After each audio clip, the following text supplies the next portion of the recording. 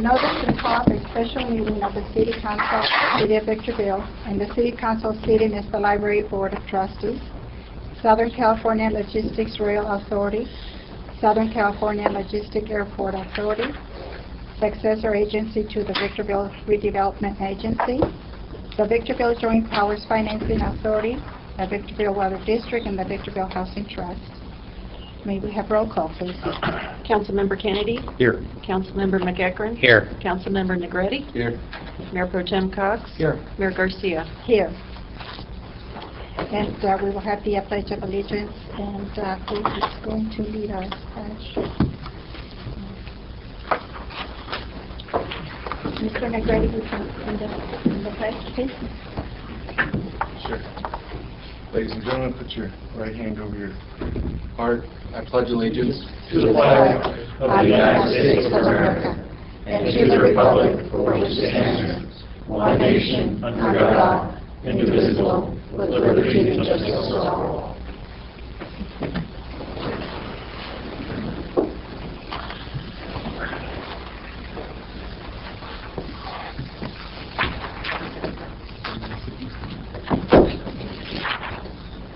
We have agenda item number 1. Staff presentation pertaining to housing programs and seeking council direction with respect to the future. Madam Clerk, will you read the recommendation? Mr. Metzler, I believe, is going to make the presentation on this item. Go ahead, please. Thank you, Madam Mayor and members of the council. And first, to answer the question about recommendation, there is no recommendation today before you. The intent of this program was to be responsive to an earlier request of the council, and that was to bring back a summary of the housing programs to discuss our future goals and objectives and how we want to actually utilize our housing programs going forward. And first, I want to thank you for the opportunity to speak, but secondly, I want to apologize for having taken such amount of time to get back to you with the presentation. It wasn't that it was a difficult presentation, it was more so that we had a lot of transition, a lot of organizational issues, a lot of cleanup just over the course of last year, including some personnel changes that really made it difficult for us to organize and get a lot of information and also come up with good recommendations as to what we think might be good next steps. But notwithstanding that time that it's taken, there has been a considerable amount of time that has been undertaken by staff, and I think before I'd like to start, I'd like for you to know who that staff is, because they are on the day-to-day responsible for administering a very important responsibility, which is helping meet your affordable housing requirements. So first, our housing division in the Economic Development Department is led by Sophie Smith, who's here to my left, Lisgenia Marin, Liliana Collins, and Lisa Correa, and Elaine Ferris does a lot of the accounting. She's not here, but she does help us keep our numbers in order. So it's a full-time team, a dedicated responsibility, and I want you to know them first because they're the ones that are actually dealing with the day-to-day. But the first thing that I wanted to do, let's go ahead and jump to the first slide, please. To start out by introducing the subject to you, and you should have a paper copy of this presentation, so hopefully you can follow along. If I'm talking too quickly, please stop me, and certainly if you have questions, you're welcome to ask them as we progress. But I think the first thing that we wanted to really accomplish from you is defining first what affordable housing is, so that's something that we intend to cover today. We want to also describe to you the different funding sources, because even for me it can be a little bit confusing as to the number of different funding sources we have, and of course each of those funding sources they do fund a variety of different programs. So we also have to be mindful of the different programs, and the real fun, delicate part of it is that each funding source typically has different requirements applicable in each of the programs. So it's not always easy to match up the use of the funds to the actual programs. I wanted to talk through a number of the accomplishments that we've undertaken over the years, and certainly then wanted to discuss with you, what we have as options going forward one of the last directions we had from the council with respect to housing, affordable housing programs, has been more directly related to our NSP program, and that's something that we're going to talk about in a little bit more detail in just a few moments. But the last direction we got specific to housing was basically to stop acquiring any more single-family homes. We had an inventory at the time of about 17 homes, if I recall correctly, and that's the program where we buy the homes, rehab them, and resell them. And forgot to recognize we do work very closely with the development department, and they've been very helpful working with us in developing scopes of work to actually make sure that when we are buying those homes, we're rehabbing them to a good scope of work and actually getting the work done consistent with what we had asked for. So with that was the last direction we've had. Since that direction, we've sold all but one. There's one home that we actually have had problems just falling in and out of escrow, but largely we're at the completion of that inventory to where we've sold the homes. Now we're sitting on funds available to decide what to do next with. Let's go to the next slide.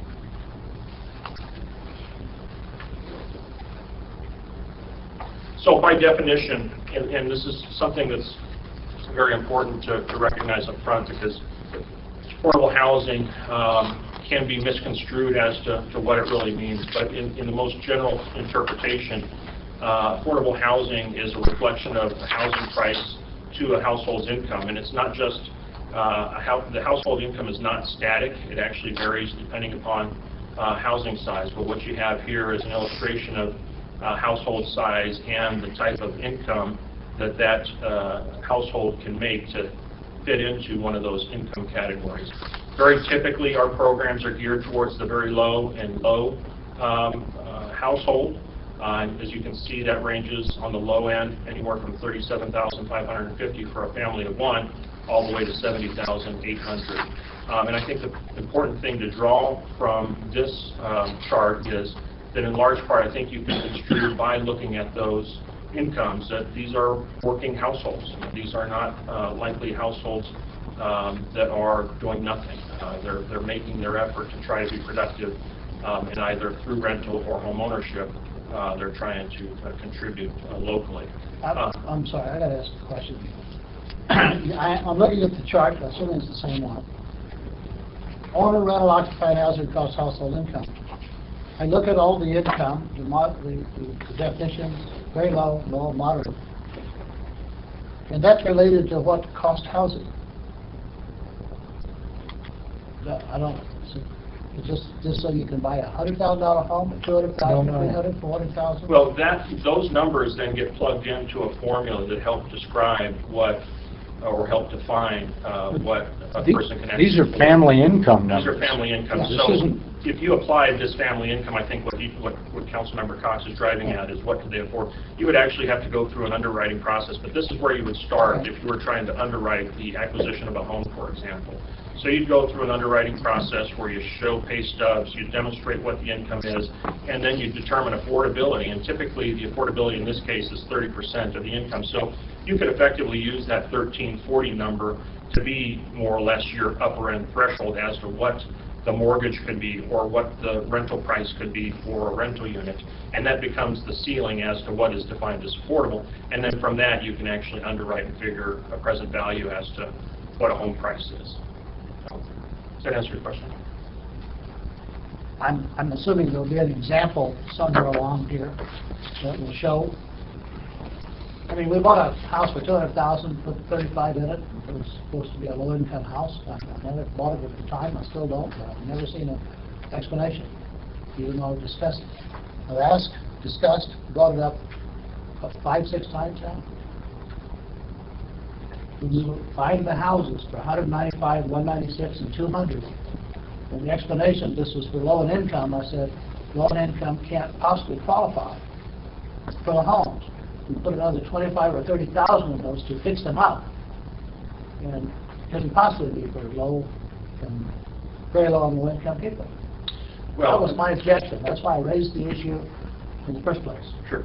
And certainly understand, and there are a lot of variables. It's hard to apply that very basic example to every possible owner or renter. I mean, because the circumstances change. I can't speak specific to your example, but if I tried to elaborate on it, something as simple as the housing size.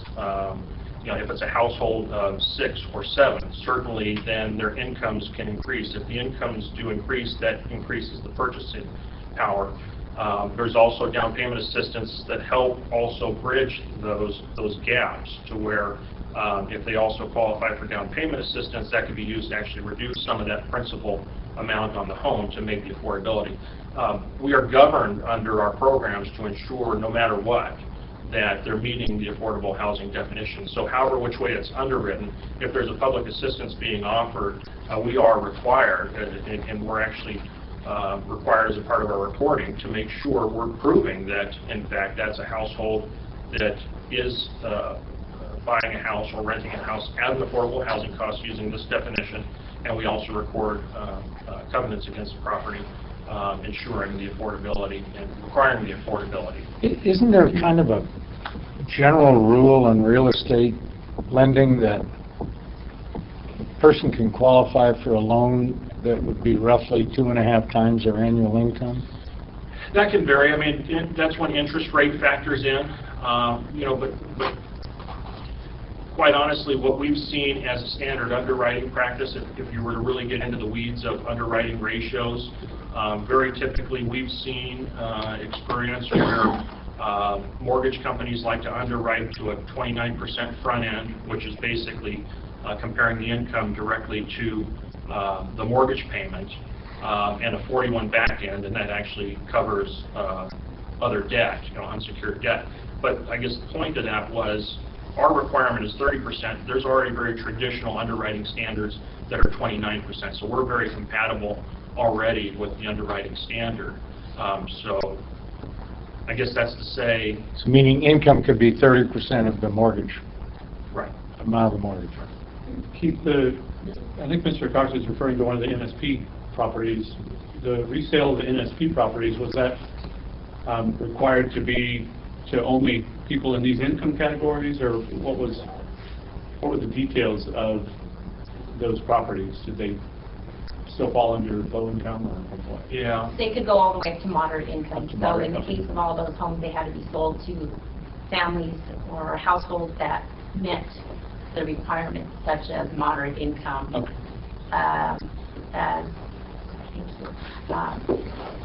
The example of about 2.5%, 2.5 times or even up to 3 times the annual income of a household, what it equates to in terms of buying power for a home. That's about accurate. So you could say that a family of 4, where let's say a couple and 2 children make just about $78,000 a year, a little under that, they could afford, given where our interest rates are today, easily about a 2.5, yeah, $220,000, $230,000 home with a minimum down payment. And that would vary the dollar amount of house they could purchase depending on what they had in the bank, maybe from a prior sale of a home or from savings. That could increase their buying power to $250,000, for example. So the NSP homes that were in the $200,000, $195,000 range, they had to be purchased by individuals that fell into this household, into this affordable calculation. And so with that, one of the most important reasons why we put the chart up here is we wanted to really try to illustrate, and that's the good example to help illustrate that there's a negative perception associated with low and moderate income housing, which I think the negative perception would be that they can't afford the everyday home that's selling on today's marketplace. And based upon these incomes, when you really dig into it, they can. Keith, I appreciate this chart right here, because when you talk about affordable housing, I was not aware the wide range of incomes that qualified in the size of the household. So based on that, 3 times your household income, which is fundamental that I've always used, I could easily see how we got there. I just was not aware about the categories: very low, medium, and moderate. Any other questions? So we just defined what is affordable housing. One of the obvious next questions become why. Why are we involved in this? And There's a lot of requirements that we have imposed upon us. One of the most basic is with respect to housing element law, and as you approve a general plan and with that housing element, the first two bullets combined kind of go hand in hand, but we do have an obligation as a city, as a part of our general planning process, to at least make available affordable housing opportunities. That housing element generally describes programs, but it's not an implementation document where it actually directs how to do it. And that's where some of these programs come in to at least help try to achieve and satisfying some of those responsibilities. Some of the more stricter and onerous of responsibility certainly come from HUD, Housing and Urban Development, and we get saddled with affordable housing obligations resulting from our entitlement status. As a CDBG recipient, we receive approximately $1.4 million a year that you participate annually on in actually allocating monies to benefit the low and moderate, low and very low households and families. There's a grant that we received. It's called the CalHome grant that also has very similarly natured low-income, very low-income housing requirements that we have to meet and actually spend the money on. One of the more traditional ones that we had been used to for so many years was directly related to redevelopment. In the old days of redevelopment, when you had a project area, you generated a 20% set aside, and you were obligated to spend that money on affordable housing purposes. And there was a calculation that helped describe exactly, more precisely, how many housing units you had to produce. And in large part, a genesis of our housing programs, a lot of them really started resulting from the redevelopment. They didn't go away because of the redevelopment, and ironically, with the dissolution of redevelopment, the housing responsibility didn't go away altogether as well. In fact, you're familiar as much with the Housing Successor Agency that we have, and there's reason why we actually created the Housing Successor Agency. But with any proceeds generated by the Housing Successor Agency, there's actually obligation still to continue to spend that for the low and very low moderate income housing obligations. So a lot of, I guess the point with that is, why do we do it? Largely it's statutorily set or it's federally set due to the grant programs we receive.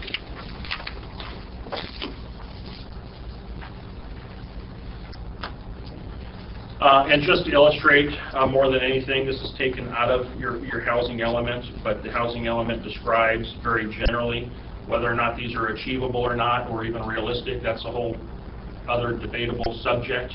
But very, if there is one thing to draw from this, is that the proportionality of affordable housing units identified in bullet number 2, that same proportionality can be applicable in the provision of how we have to spend our housing money as a successor agency.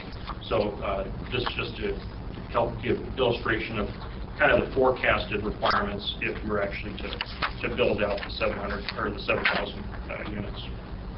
If the builder subdivider builds units that moderate income households can qualify, and builds enough of those units in relationship to the total units that they're building, is there any further requirement of the city? Yeah.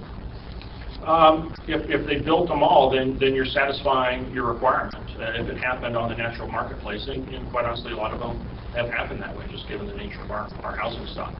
The bigger challenge, I think, comes in the very low income categories, and that's where we have traditionally used some of our other programs. While we've used our other programs to satisfy other purposes, such as redevelopment housing requirements, we could actually use them to serve dual purposes.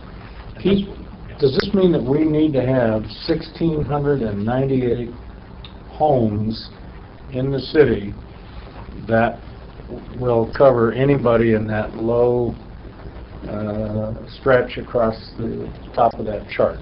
No, this is resulting from projections that SCAG actually develops and imposes upon all the cities in Southern California. I think what they've done is based upon past growth patterns. They actually had a black box that actually developed what number of housing units can be built in a city like ours, and then from that they apply a formula to define of those units that can be built in your city over a period of time, how much of them need to meet certain certain income levels. I think the bigger point from that exercise is to make sure that through zoning, local zoning ordinances, you're not discriminating. Does that mean then, going forward, we have to add, I don't want to overly focus on the number, but those are the numbers in front of us. So does that mean we have to have 1,698 new ones? If you built 7,371 units, that's what SCAG is saying your house, you need to make sure that there's an ability to provide that level of housing for those income categories. But that tells us about the future. We're going to talk about where we are today? Right. Yes, yeah, this was just simple illustration to tie into the general planning requirements. Okay. For that. So in the future, we will need to have, for instance, if we have the 7,371 homes, then we must have the 1,690. If you could achieve that number. I don't think those numbers are, I think there's a lot of debate about, in fact, throughout Southern California, I believe there's a lot of debate as to the Well, how realistic actually, those it's numbers are. 1,698 units should be affordable to the very low income, 1,207 to low income households. So we're talking about 8,000 homes for low and 42, 47 for the combination of low, very low, and moderate. and moderate. More than half. So more than half of all the homes in Vicksburg have to be for low income individuals. For that spectrum, I mean, keeping in mind moderate is a much higher and probably can be achieved just on the market the way it currently exists. With the new court ruling on inclusionary, Mr. Attorney, requirement of the city can require subdividers to have inclusionary housing, can the city require builders and subdividers to provide these as a part of their permits? That's the way it's going right now with most cities in the state, yes. Wasn't that appealed? I don't know if it's been appealed yet or not. Well, I thought it was appealed and they lost the appeal. Now it's up to the cities to adopt it. I'll have to get that data on. I haven't followed that one, so. Well, I've read about the court cases and the appeal cases, but I haven't seen anything from the council. I'd like to know because I think it'll make a difference on how we address our housing element. Absolutely.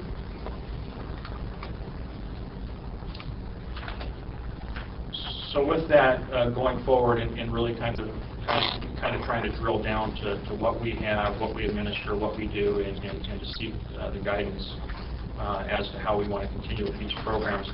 This slide is intended to help illustrate the funding sources we rely on to do a lot of the affordable projects throughout the community. And combined, and I should suggest taking the first two bullets together, including the third sub-bullet, I guess. But that combined is the $1.4 million you receive annually from HUD as an entitlement city. Now, not all of it goes to affordable housing, and in fact, a lot of it goes to a variety of construction and public service programs, including code enforcement in and throughout the city. But with that, almost $300,000, or a little over $300,000 is combined and required to be used to satisfy affordable housing purposes. So the 290 and the 45 go to some of those programs that we'll talk about. $1 million in Cal Home, that was a grant that we received back in 2011, 2012. And then the product of the last two, which is a little over $7.4 million, that's the program that we typically call Neighborhood Stabilization Program, and we were successful in receiving those funds as grants back in 2009 and 2011. Those largely are the funding programs that we administer. As it relates to the NSP, one of the things that's interesting about that program is while we receive the grant money, one of the objectives of the program was to spend the grant money, but also to spend it in such a way where you can actually recover that grant money by loaning it out. So there's a second phase to the use of a lot of that NSP money, which is to recycle the loan proceeds as the loan proceeds get paid off. Then you have an obligation to continue spending that money. Keith, how much money do we still have left in either of those grants? I don't have good numbers for you, and in fact, that's why I didn't include them in this presentation. That's something that we're working on and can share that with you. So. Okay. Can you real quickly $1,086,522 in CDBG funds. What is CDBG for? $2 million in home funds. What can they be used for? Cal Home Fund, 211-212, $1 million. What's it for? Neighborhood stabilization, we've talked about that. I think we know what that's for. And then there's two of those, the 5 and the 2, like $7 million. But what about the first 3? Isn't that on the next page? So, yeah, to answer your question on the next page. Sorry, Jim, I'm ahead of you. Very good point, because I keep saying, don't bring me to a meeting and give me stuff that I've never seen before, when you can give it to me ahead of time and I can read it and I probably won't have the questions. But I don't know why this can't be given to the council before we have the meeting. I do apologize for that. We were unfortunately forced to continue to make edits to this through today. And certainly in the future we'll make sure that if we can't get it to you in advance, we'll continue the meeting to a later date. It's just helpful to be able to sit down and read it and then have questions ready for staff that probably could be answered, and then they don't need to be answered in this kind of, they don't need to be asked or answered. But if we don't have it ahead of time, I don't see that we have a choice. My apologies again. Certainly not expecting direction today. I apologize. Sorry about that. So to answer your question, where does Victorville spend the money? Talking about CDBG for 2 seconds. CDBG is the acronym for Community Development Block Grant Funds. We're actually preparing to open up the application cycle for that. We typically do it at the end of December, conclude the application phase probably in January. But to give you an example of programs that have been funded out of that, we funded an extensive amount of improvements over at the Victorville Library using CDBG funds. We've actually earmarked and dedicated money to make significant improvements over at the homeless shelter over on Amargosa Road. CDBG also gets used to fund a couple of after-school programs over at the Victorville Elementary School District that's coordinated through your Community Services Department. As well as code enforcement and demolition activities of the city. Correct. And in addition to CDBG, to answer the question as to the home and Cal Home, those monies are largely used to fund these programs, these 3, the Senior Home Repair Program, which is a very popular program, Owner-Occupied Rehabilitation Program, and our Mortgage Assistance Program. NSP funds are used to spend specifically in target areas that were approved by HUD for the acquisition, rehab, and resale. Next slide, please. They're approved by HUD, but who submits it to them for approval? It was prepared by staff and approved by council. Before my time. So with that, to give a little bit more detail as to some of those programs keying in on the Senior Home Repair Program, this one I mentioned is by far our most popular. We currently have a waiting list of about 91 people, which we project to be about a 3-year waiting list. It's a grant program, one-time grant program, up to $15,000, designed to assist the low-income homeowners, 62 years of age or handicapped or disabled. I'm sorry, which one is that? That's the Senior Home Repair Program, the very first one. And that's the one that just is in what we consider high demand. We just can't keep up with it. And, funding source has been the challenge, funding that to a level without depleting the funds for the other programs. Owner-occupied rehab program, that's very basically a loan made eligible to homeowners up to $40,000 to make repairs for safety and code violations. That's probably our lowest demand program. I think largely because it's a loan and not a grant is likely one reason. There's also certain equity requirements that homeowners actually have a challenge meeting, just in our underwriting standards being so a little bit more strict in that regard. So that typically is what turns people away from that program. The Mortgage Assistance Program is a program that we've had for many, many years, but even the demand for that has been falling off, and just this year alone we've done about 6 mortgage assistance loans. What is a silent second, Keith? I'm sorry? What is a silent second. It's the same thing, basically. It's deferred payments, so they are not making active payments on it. It's recorded against the property in a second lien, and then is due upon a sale or a refinance. Basically, you get covenants put on the house. Do any of these programs create restrictions on their ability to sell the house? Yeah, we do record covenants with all these programs. But it's not a requirement to live in the house for 5 years or 10 years or something like that? It had been, and it's evolved. We do require longer periods of time now, and the covenants do run longer periods of time. We actually get payoffs to eliminate the lien, so that if, for example, if somebody's living in the home, doesn't want to live there anymore, is moving on kind of thing, certainly then there's an opportunity to lift the covenant through the repayment of The money then goes back into the program, right, Keith? Right. For another one. Just as a question, the mortgage assistance, MAP loans can be made up to $55,000. So if they want $75,000 for the house, you can give them $55,000, right? Is there a maximum, a percentage of the loan? Yeah, I don't think it's that simple. I can have staff go into the details. Another time, maybe? We can do it right now.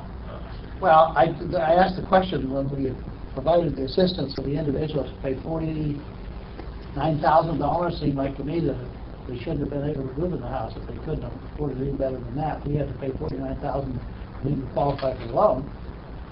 And my comment at the time in the public meeting was, if we're to help the low-income individuals, it looks like we ought to help 3 property owners at $13,000 each rather than 1 at $49,000. It just seemed like a huge number, and the house cost $160,000, as I recall.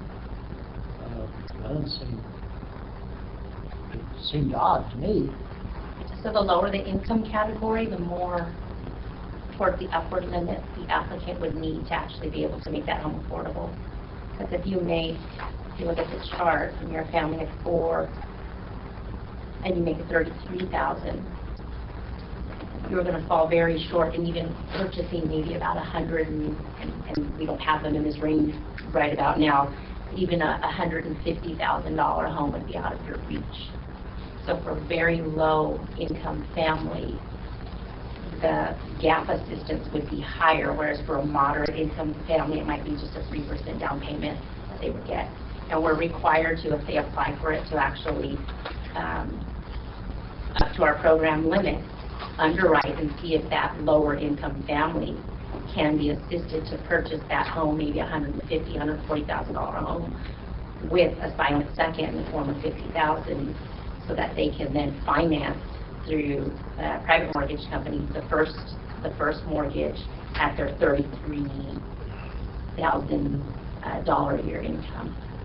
That's when that situation would occur. To add some illustration. And the $50,000 would just remain there until such time as until they sell. Yes, or that we learn that they're no longer owner occupied. What if they never sell? What if they never sell the home? What if they remain in the home? It's due 30 years later. And so the term is 30 years, and they don't have to pay it for 30 years. Most people don't stay in their home 30 years, but if they would actually have to pay it at year 30. It just doesn't happen. They either refinance in different economic times, or they sell, and then that triggers the payment. Oh.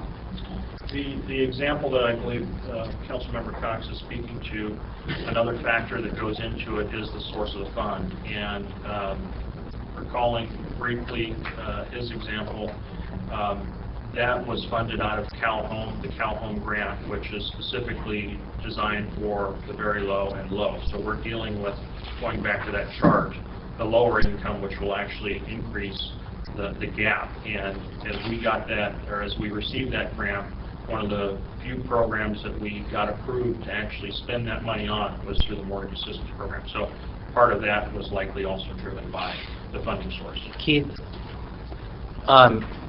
with respect to these programs, though, the rules and regulations under which we lend this money out are not set by this council as a policy-making body. They're dictated to us through the grants that we get. Is that not correct? So we have no ability to change these numbers. These numbers are set through the grants that we get, are they not? You know, if there's anything we can change, now, we do get everything approved by a program, so they become programmatic changes if we want to change them. I have to ask staff, we might be able to change the dollar amounts, The the loan level of amount. assistance that we can offer. Yeah, we've traditionally kept the loan amounts pretty low. For example, on neighboring cities, you can get up to double that in some cases. We ask council when we get programs approved for a higher limit of $55,000, that each loan is underwritten to only provide what that particular applicant needs. They don't just apply and everybody gets $55,000. That's not how it works. Moderate income household, they'd probably get a standard down payment of a $200,000 home that's 3.5%, like $6,000 or $7,000. That would be a typical loan, depending on the income category of the applicant.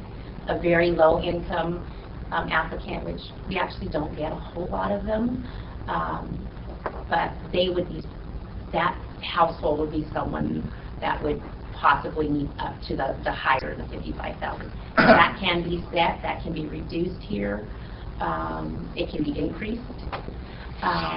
But as a function of the percentage of what they get, that still would apply based upon where their yes, income the level percentages is. and such are So- set by the program, but the dollar amount of assistance can be set Set here. by us. It may have the effect of not being able to help the income categories that we actually have to serve. And so staff actually analyzes that. In fact, it was 40,000 until not too long ago. We actually take a look at where home prices are and what is necessary as a typical gap for a low-income family. Because I think what's important about what you just said there is that as much as we could set different amounts, if the program isn't performing, we don't get the grants, therefore the money's not available. Right, it could become unusable if that were, let's say, $10,000 was the limit. We would not be able to assist because of the typical price of a home here. We'd probably only be able to assist the moderate income family household. Okay. In each instance, we talked about 30 years, you get paid back if it's sold. In all of these programs, do we get paid back? Or are some just outright grants? The senior home repair is actually a grant, it's a one-time grant for that program. The owner-occupied rehab and mortgage assistance program are all loans. Okay. So we only have one that's a grant to help the individuals, the rest are loans? Yes. Loans on the property.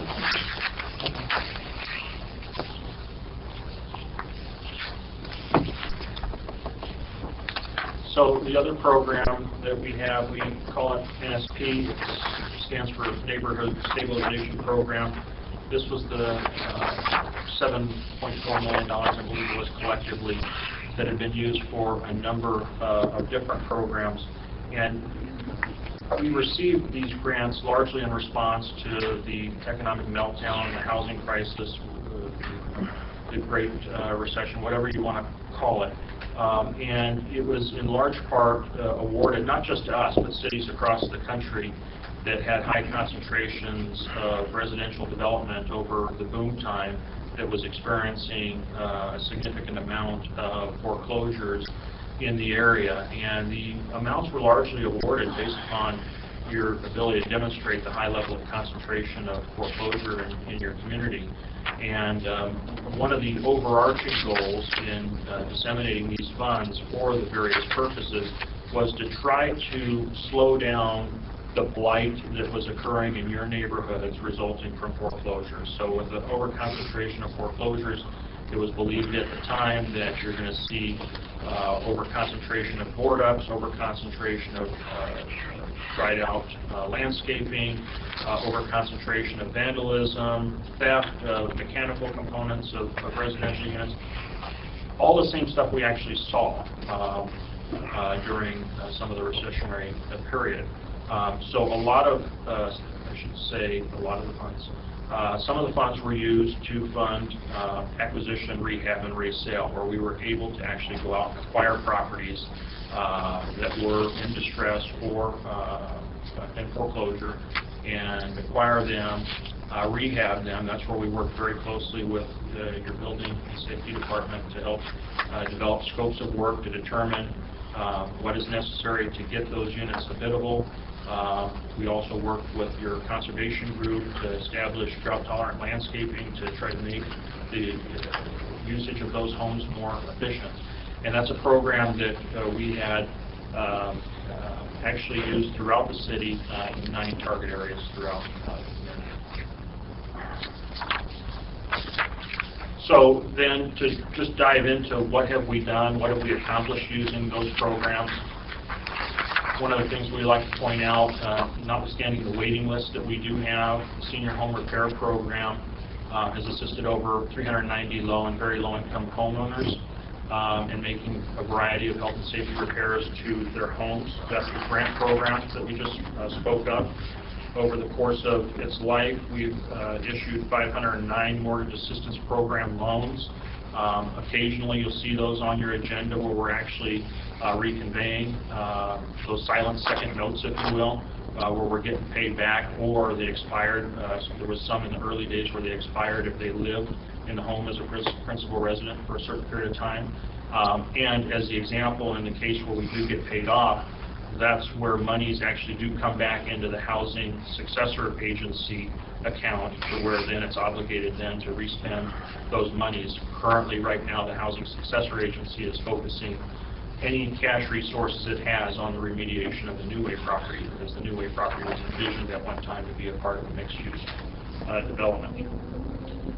And then, as you can see, we have characterized the OOR program, that's the owner-occupied rehab loan program, with low demand, and with that we've only assisted about 10 households using that program. To give you a sense of a visual of what we've been able to accomplish just with senior home repair. Now, there's a lot of other illustrations, a lot of other examples, as we just mentioned on the previous slide, but this is an example of what we hope to accomplish. And you can see the before on the left side and the after on the right side. And with not only with our help, with the homeowners' help, but also with our Veteran Safety Department's expertise in knowing what's required out there, we feel like we've made some pretty meaningful improvements, not only to homes, but we've improved life and safety to those actually living in those homes. Do we publish in the daily press, half-page ads or something, drawing individuals' attention to these kind of programs that they can apply for? If I walk into a real estate office, is there a brochure from the city describing these programs that potential buyers can apply? How do we get those names? The senior home repair has been word of mouth.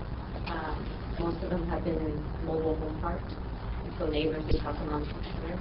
As far as the mortgage assistance program, we do have lenders that promote the program to people that come into their offices. And we do have flyers, but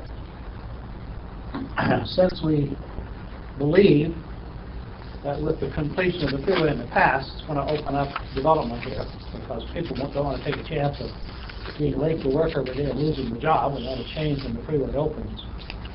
And we have 15,000 approved lots. We have builders who are going to build.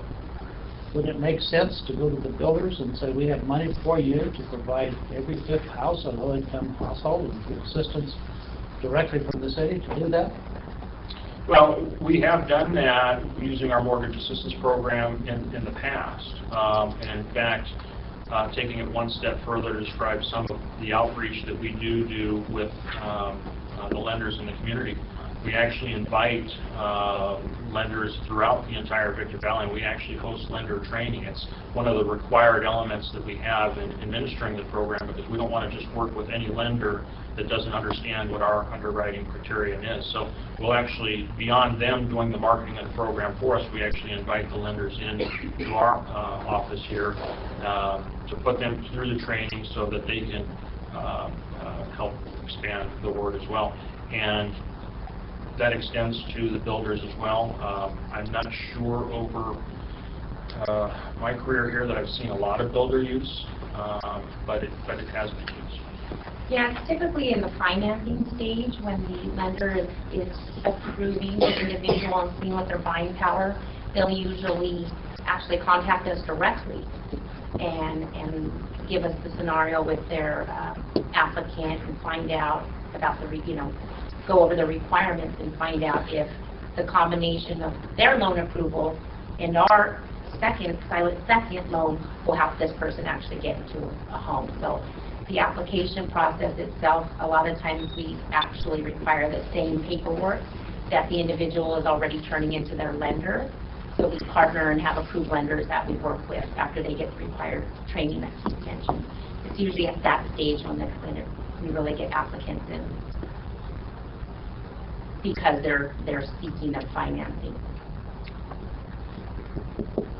A lot less lenders today than there were There are. 10 years ago, though. There are. And we actually just finished, and they still need to be approved by one of our funding sources, which is CalHome. But we've just revamped the manual, and we are going to launch a campaign to bring to our citizens' attention the fact that these programs exist, and kind of go over the changes as far as the dollar amounts and such.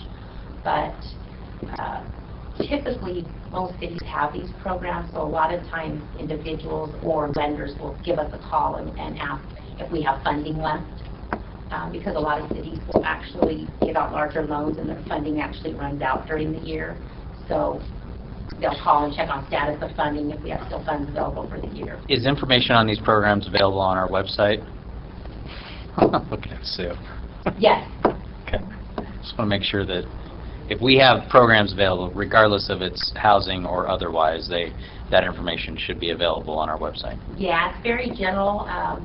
As you know, we not too long ago launched a new SDLA website, but before it was combined and had all the economic development functions. So there was a launch housing section. So when we transitioned and moved that housing section out of the SDLA website, there's a limited amount of information on the city website, which we hope to, with Sue's help, enhance. Okay, thank you. I was recently told that the county's housing efforts isn't necessarily restricted to unincorporated areas, that they're available in incorporated areas that people place. So will you ever coordinated these programs with the county? We have. I think one of the best and more recent successes we had was actually on a larger scale. And it was a partner community called Hillcrest. We actually did use NSP funds to rehabilitate a very substandard, neglected 67-unit apartment community over at Mojave and Village Drive. And we actually worked with them very closely, where they actually put in the larger senior financing. I think they put in maybe $6 million plus or minus. I can't remember the exact capital structure, but we used a large part of our NSP dollars to leverage and help actually complete the rehabilitation and revitalization of that apartment community. And some demolition, Yes. Yep. Yes. but only two. Right, Oh, only oh, two two- single-family homes two were demos? demolished and not in a rehab condition. The rest, the other 35, I think, were actually rehabbed and resold. That's the one. Yeah, so, jumping ahead to speak to what we've accomplished largely using the NSP, just on the single-family component, we've actually purchased and rehabilitated 35 single-family units throughout the city. All but one of those has been sold.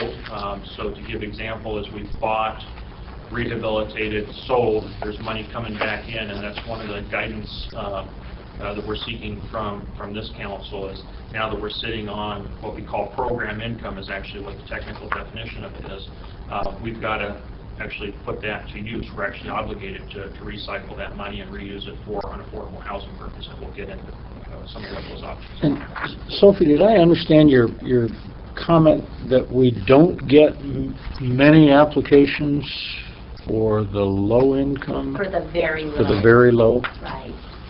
Why do you suppose? I think in that income category, perhaps the, number one, the lender that the individual or family goes to sees their income and sees that they maybe qualify for $100,000 and knows that that doesn't really exist. So they're just basically don't know that there's another option to leverage funds against the city's funds. Could be credit issues that the first lender is dealing with, or it could be that the family is just renting, just dissatisfied with renting. But on these NSPs, aren't we acquiring them, rehabbing them, and funding the purchase mortgage? Or are we? No, we're not. No, we're reselling them. Reselling them. Outright. Reselling it, so the homeowner has got to go get their own financing. Right. Yes. In some cases, they actually may take out a mortgage assistance loan if they qualify.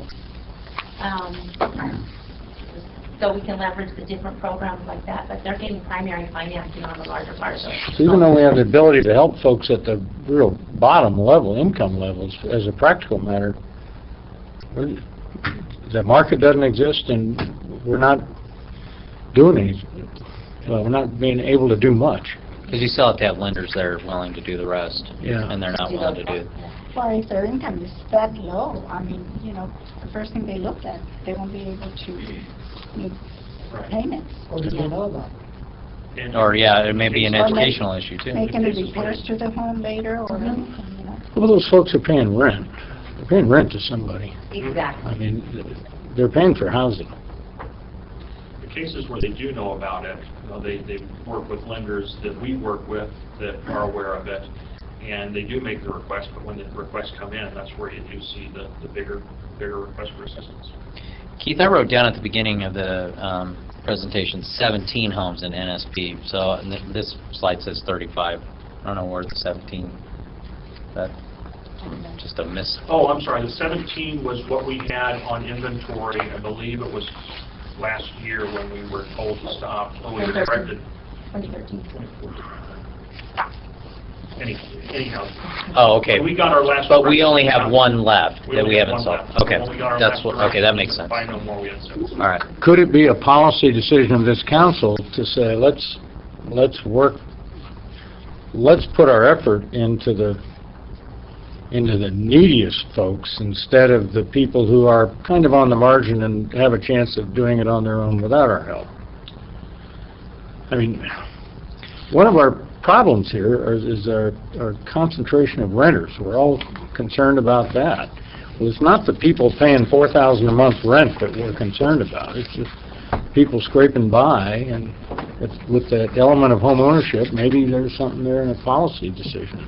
Right. It would make sense. We've been really focused, our programs largely have been focused on the promotion of the homeowner. What I hear is, because I deal with very low income people, I mean, they're very low, and what they tell me is that the only thing they can afford is to be renting, because if they even consider buying, the money would not be there for them to make any repairs to the home. So if they're renting, they depend on the landlord to make the repairs. So they're buying a bottom-end house that needs work to move into. The money's just not there. Well, So the ones that really need help, we can't help. We can't help. They get Which no is- assistance. which is- Well, we're not helping. Whether we We're not. can or not Yeah. is a different question. We're not. And that was my concern initially when we bought a house at 200, put 34,000 in it, and sold it at 224. Yeah. Somebody made up $10,000 to help it sell, and I couldn't imagine a very low or low income family buying that, qualifying, and moving into it. Then there's a half a dozen houses I can help you to that would cost half that would be nice homes, that they would qualify for, which it didn't make any sense that we were purchasing houses in that category. Well, it fits the moderate market, which is a market, I guess, that does want our help. Maybe it does, but I know some moderate income people, because I buy and sell houses, and they don't qualify for loans. Not like that. So, using a different lender than we've ever talked to. And I would talk to. So that very well could be a policy decision for us to deal with. Right, and with the $55,000 cap that we have right now, we have been able to help some very low applicants. I can give you an example, sort of what Mr. Cox was looking for.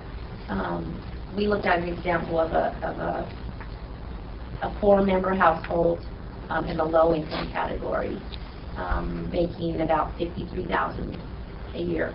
If you drop that to the very low-income category, and you have a household of 4, and to be in that category, they'd have to make $33,000 a year. If you translate that into a mortgage that they could afford, under the definitions that we're restricted to, the 30% of their income, they could afford about an $838 monthly mortgage. What that translates to after you back out things like impounds for taxes and insurance and mortgage insurance that's required, is I used about $675 principal and interest payment. Given a 5% interest rate, that translates to about $126,000 home. So in that particular case, that is very difficult, if not impossible, to find right now. But with your mortgage assistance program being able to assist up to $55,000, you start putting in assignments that get maybe in the $40,000 range, for example. Then you start getting into homes that can be found in our city, you know, for about $165,000. That's where that dollar amount of assistance starts getting higher to help that very low income family. And that's a real example, because a lot of times we get applicants that are on SSI, correct? And so they can afford, as you were saying, Jim, they could afford a $900 rental payment. They can also afford a $900 mortgage with that steady stream of income from the government. But that gap in getting into the home is exactly why you have a mortgage assistance program. A moderate income family could get into the $53,000 a year income family that we were talking about, could afford up to a $205,000 home, translated it into home costs at a 5% interest rate, which is still doable. And they might need $7,000 down, so they might apply to the program for $7,000. So that's how we look at each individual. You could help with your program right now, that range of individuals. It already exists. By that logic, thinking that the mortgage assistance program is the most effective way to help at all levels, that's a statement, that's sort of a question. But can NSP funds be used in that way, mortgage assistance? So if that's our most effective methodology, does it make sense then to just focus our funds on that? Well, towards the end, I have some options that I think can factor into the guidance, because what we would like to do, if we could encourage it, is have programs that were focused perhaps on a larger collective strategic goal, which I think we can accomplish and use along with other funds to do more than just providing mortgage assistance, as an example, and we'll get to that. Yeah. Because of the different funding sources, we have CalHome funds available to fund mortgage assistance right now, about $750,000. We have home funds available that we get annually that can fund mortgage assistance. NSP could be used for that, but quite a few other things as well. So this, just really quickly, and I think we're near the end here, this next slide was intended to serve as an illustration of your NSP acquisition, rehab, and resale home, where we, as the city, had bought a single-family residence in town. That's actually one of your building official vehicles there in the driveway on the top left. And you can see 4, both exterior and interior shots or photos. That after picture, Keith, doesn't show me much. It's a dark one. Oh, yeah. I guess it's an improvement? It's dark. It is.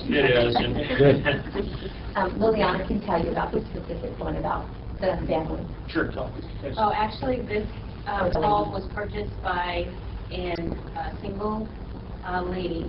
She is on SSI, and she was able to receive down payment assistance through our MAP program, and was able to move into her home.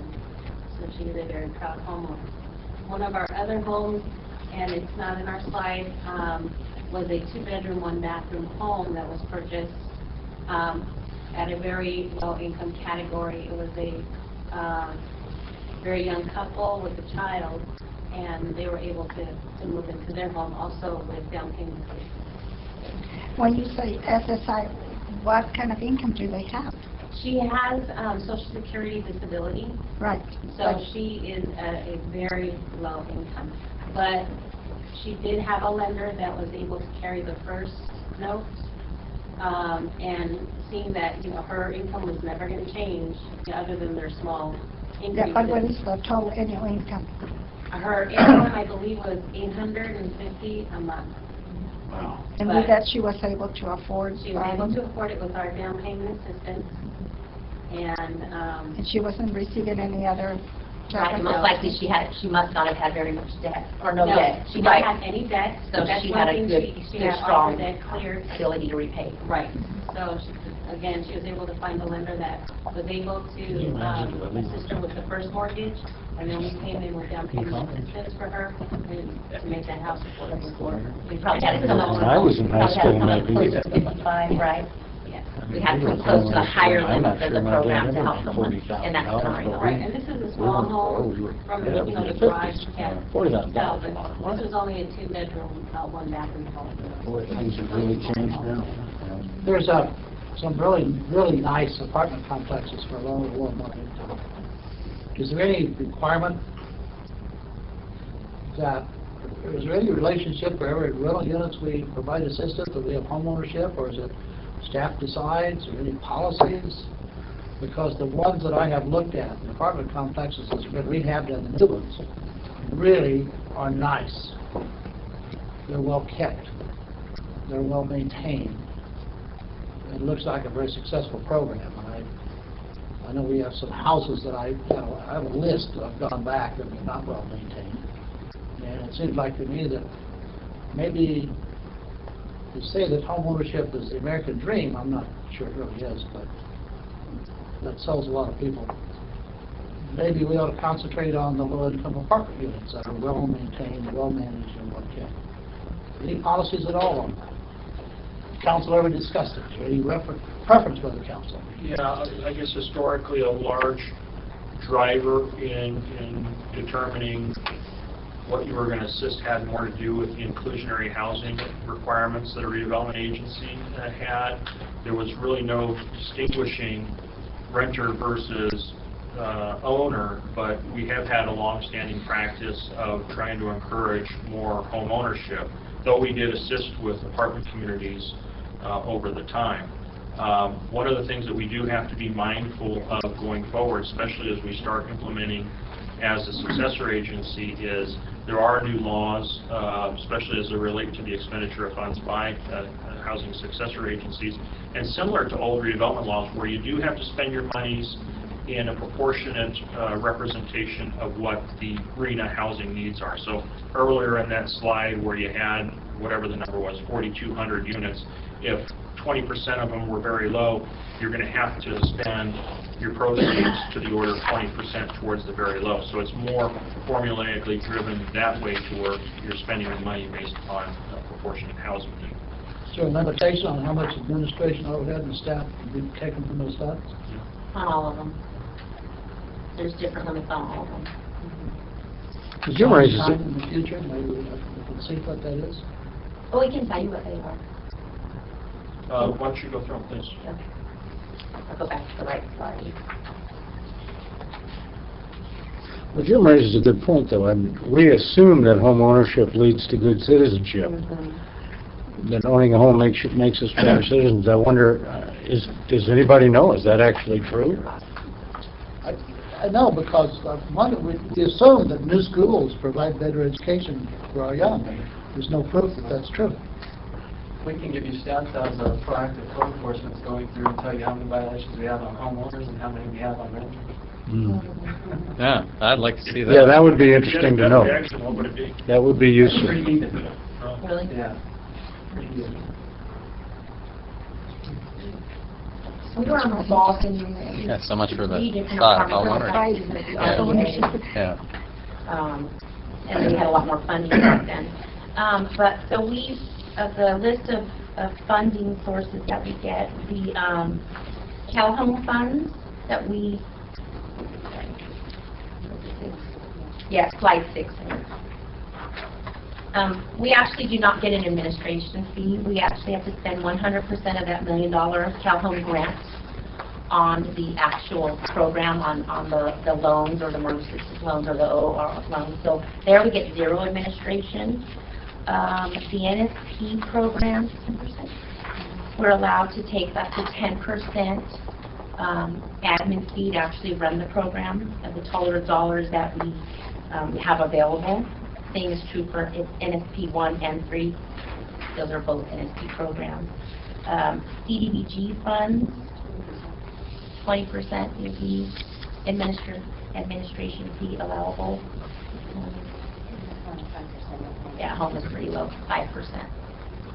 But then there's also additional programs under CDBG that fund city programs and city personnel as well. Code enforcement being one is a So those percentages are the actual admin of the program itself. That the CDBG program, as those of you who sit on the committee know, is an annual. There's always something going on. We're either at the beginning of a cycle, or in the middle of a reporting year, or at the close of another reporting year. So all year long, there's the administration of those funds and the monitoring of all the spending of those And so dollars.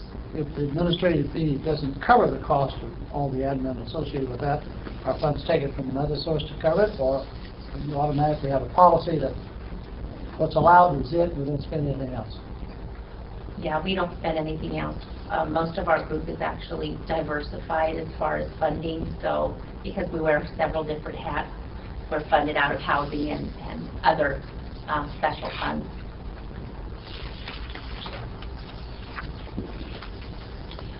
So we're near the end, and we got 2 more to go. So really, we brought this forward to you, not seeking actual direction, but we did want to update you collectively about the program so that you're refamiliarized with the variety of different programs we have, the different funding sources we have.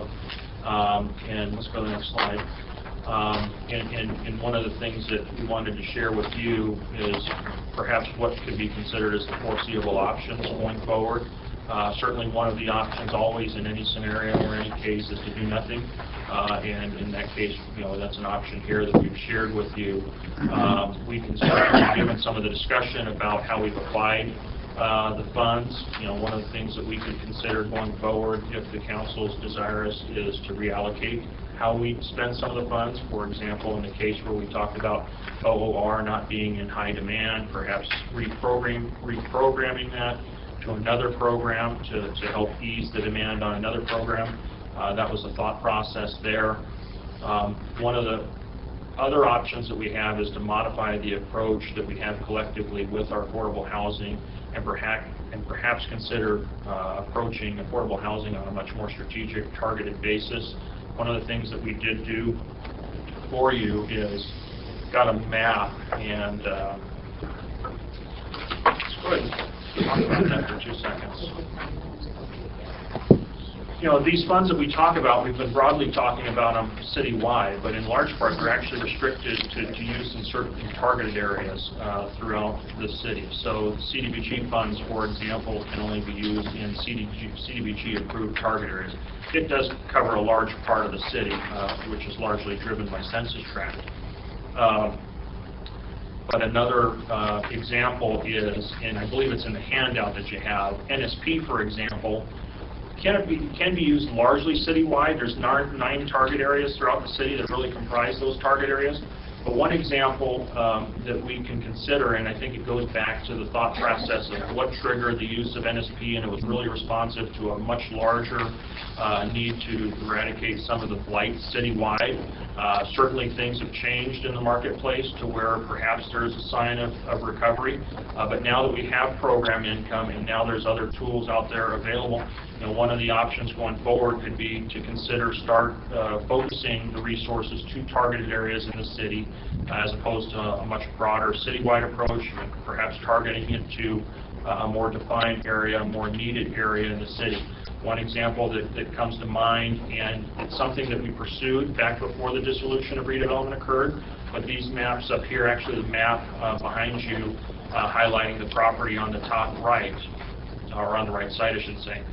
What's highlighted in red, and it's hard to see, but I think the point of what you do see is that there's a concentration of properties. We were actually pursuing an effort before redevelopment dissolution occurred where we were considering, trying to do something meaningful in Old Town as the example. We actually went so far as to draft a specific plan for that area, a new one. It's still sitting on the shelf. And it's something that we were hoping to go forward until the dissolution occurred, but anticipating that to happen, as the RDA, we actually did go out and acquire a number of properties, and we tried to target those acquisitions in certain areas so we can actually amass a meaningful enough amount of property where you can actually do a meaningful project to try to make meaningful impact down there. So with that being said, and that having been an approach of the past, and given certainly some of the commentary that we've heard over the course of the last year or so with respect to the use of NSP, and is it still appropriate to use, say, the acquisition rehab program citywide and perhaps get smaller impact on a larger area, perhaps concentrating those funds along with some of the other funds on a target area like this where we're actually trying to rebuild that perhaps is in much greater need. Another thing that can go along with it is one of the new tools that did come out in legislation this year, and that was SB 107.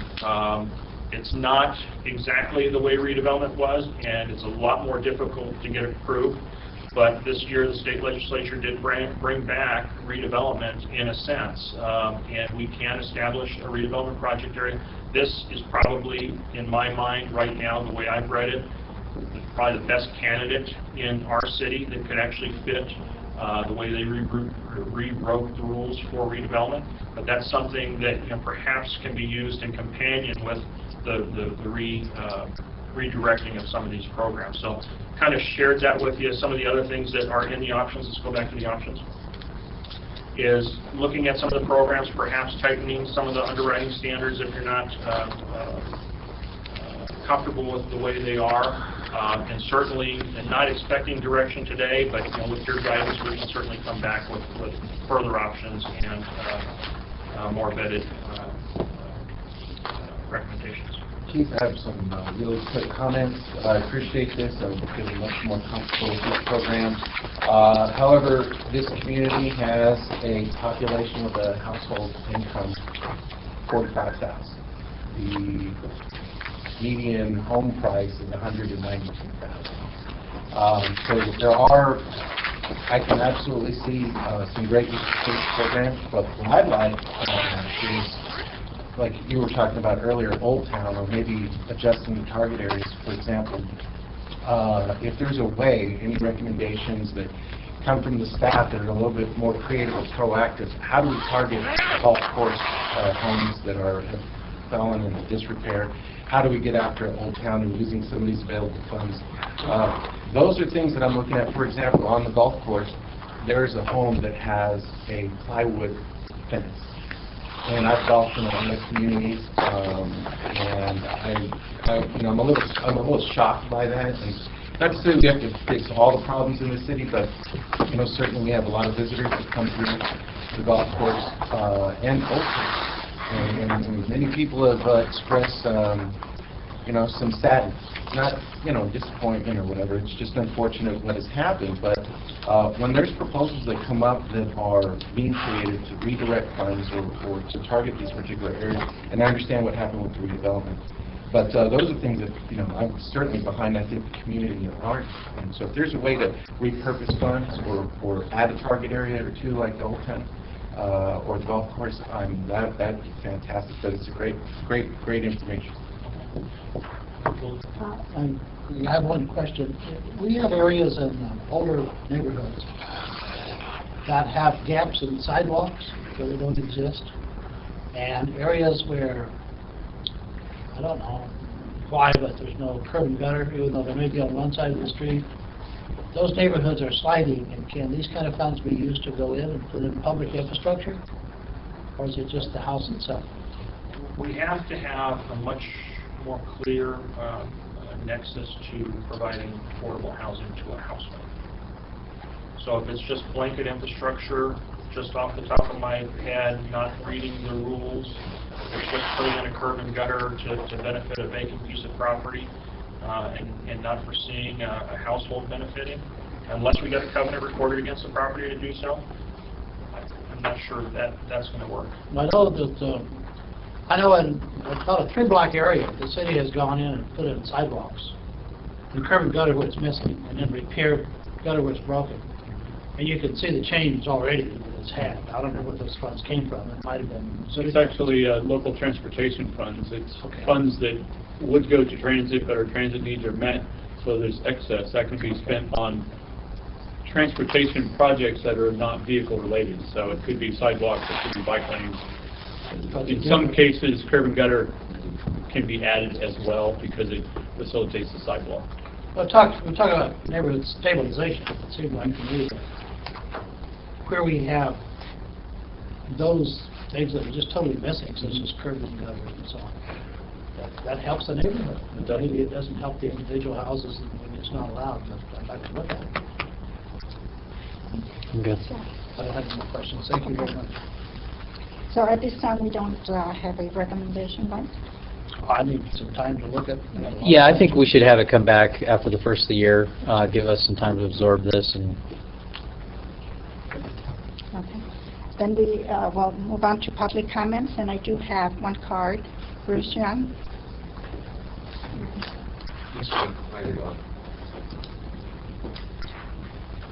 I didn't make I think I'm in the wrong forum.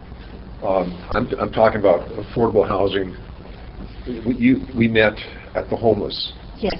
And you said to contact you, and so anyways, I'm still concerned about homeless housing for homeless. We've purchased, or we are in the mode of acquisition of purchasing 43 acres on Rancho, and out in the undeveloped area near Sheep Creek, and hope to build a campus there. And so I do not know when is the proper time to meet with you. I will make time for you. You can contact the city clerk and schedule an appointment. Thank you. Thank you. I believe that's all we have for our special meeting. So is there anything else? This meeting is adjourned, and we will convene to our 5 o'clock meeting, our closed session meeting.